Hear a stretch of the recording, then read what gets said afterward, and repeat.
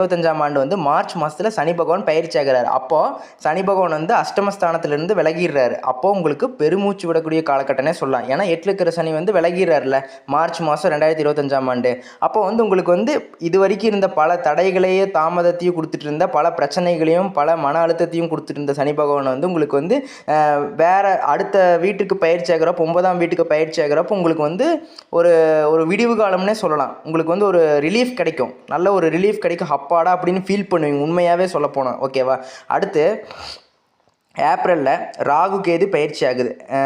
ராகு வந்து 8ல் வராப்படி பார்த்துக்கோங்க. ராகு வந்து 8ல் வராப்படி, கேது பகவான் வந்து 2ல் வராப்படி. இப்போ தான் நல்ல காலம்னு சொன்னீங்க, ஆனால் ராகு 8ல் வராருன்னு சொல்கிறீங்களா? நான் சொல்கிறேன், பொறுமையாக சொல்கிறேன், எப்படின்னு சொல்கிறேன். அதே மாதிரி குரு பகவான் வந்து மே மாதத்தில் பயிற்சி ஆகிறாரு. 11ஆம் வீட்டிலேருந்து 12ஆம் வீட்டுக்கு பயிற்சி ஆகிறாரு. சரி, நிறையா தடைகளை கொடுத்துட்டு இருந்த சனி பகவான் வந்து விலகிடுறாரு. மார்ச் மாதம் 2025 பயிற்சி ஆனால் நிறைய தடைகளெல்லாம் நிவர்த்தியாகி